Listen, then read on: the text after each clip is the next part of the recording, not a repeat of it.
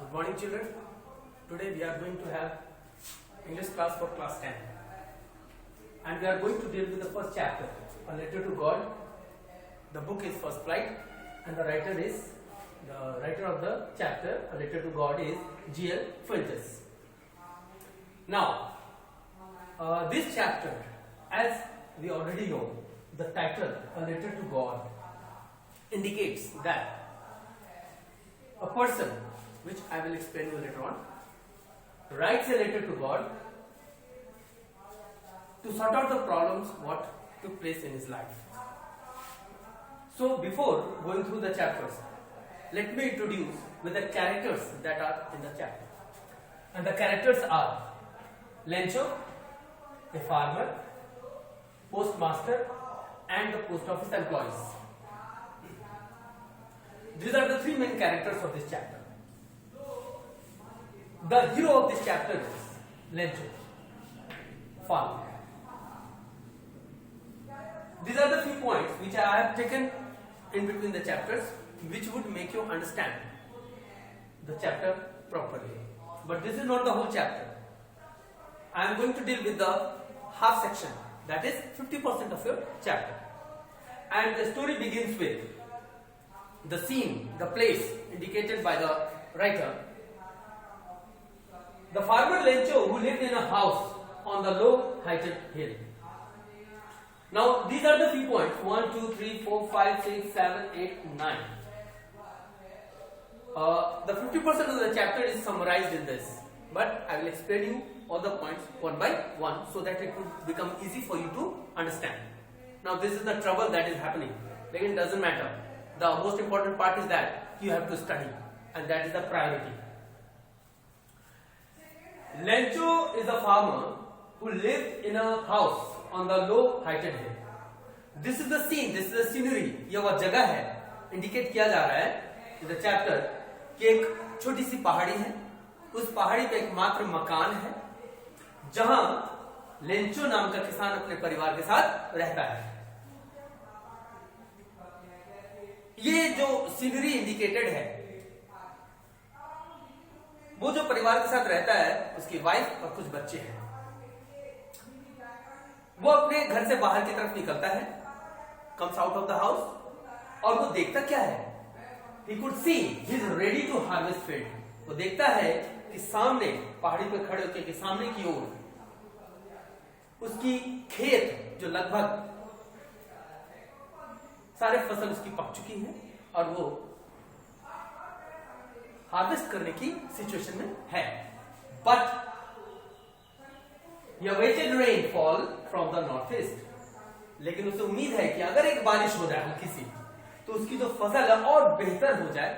और वो टकटकी लगाए नॉर्थ ईस्ट डायरेक्शन में, देखता है कि बादल घिरे हुए हैं आसमान में और बारिश होने की एक स्थिति बन रही है. उसके एल्डर बच्चे, Elder children working in the field and young one playing. उसके जो बड़े बच्चे हैं वो खेतों में काम कर रहे हैं और छोटे बच्चे खेल रहे हैं. ये जो 3-4 पॉइंट्स हैं, 1, 2, 3, 4, ये चारों पॉइंट्स इस बात से आगाह कराता है या इंडिकेट कराता है या वाकिफ कराता है हमें, वी गेट इंट्रोड्यूस कि how the story begins. Lencho घर से निकलता है, सीधी नजर उसकी खेत पे जाती है.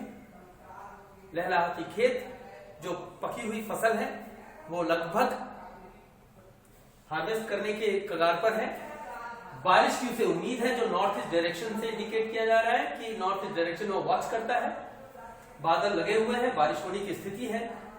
उसके बड़े बच्चे खेतों में काम कर रहे हैं, छोटा बच्चा, उनके जो परिवार का जो छोटे बच्चे हैं वो खेल रहे हैं. उसकी बीवी, उसकी wife, his wife calls everyone for dinner. इस दौरान लेंचो अपनी पत्नी से ये बताता है कि बादलों का जो स्थिति नजर आ रहा है, ये बारिश होने को है, जो उनकी खेत के लिए बहुत बेहतर होगी. अगर ये बारिश हो जाए तो इस वर्ष उनका फसल बहुत शानदार होगा और पूरा वर्ष उनको एक अच्छा भोजन मिल पाने की स्थिति होगी, कुछ आमदनी मिल जाने की स्थिति होगी.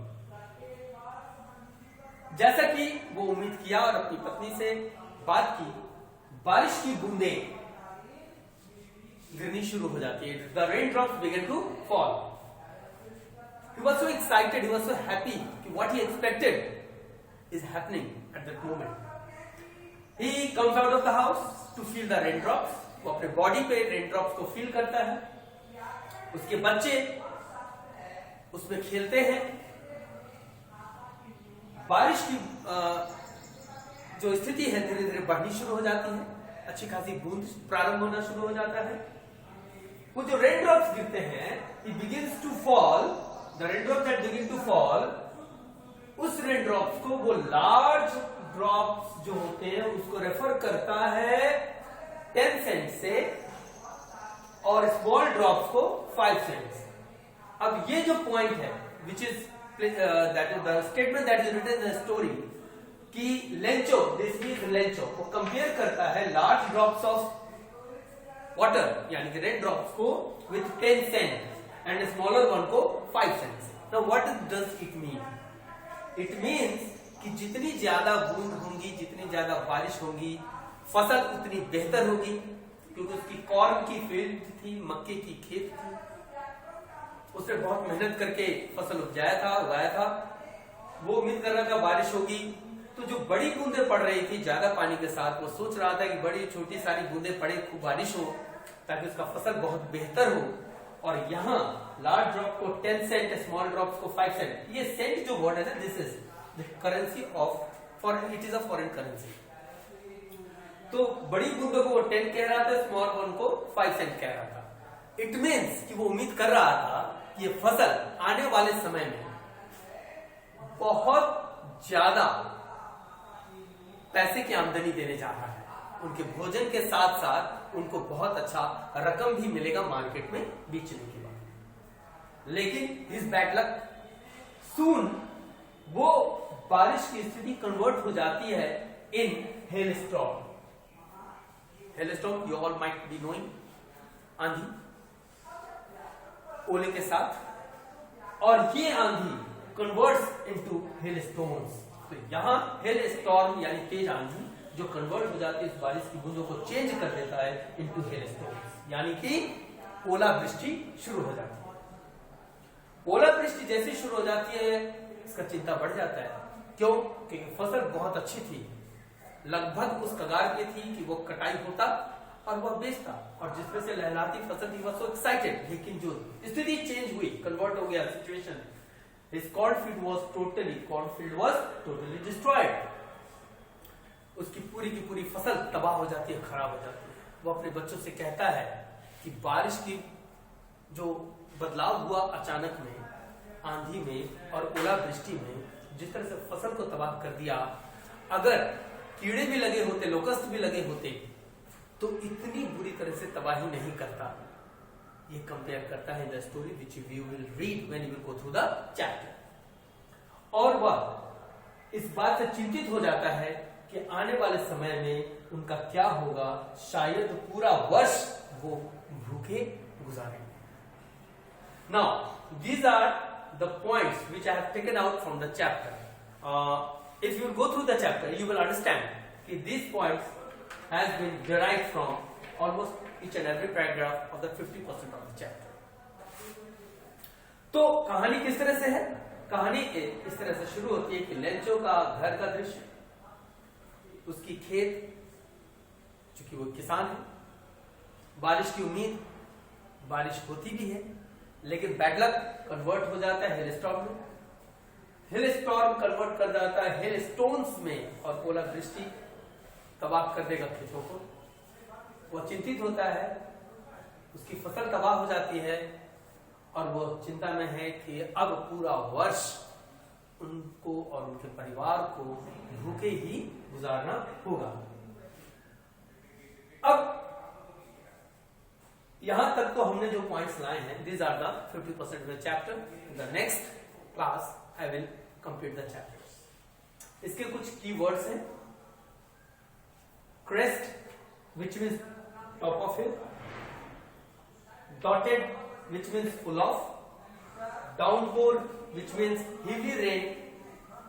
intimately, closely. regarded, considered. dropped, covered. resemble, look alike. These are the few keywords which I have taken it out from the chapter. Note it down. Note this. I will give you 2 minutes. Please note it down.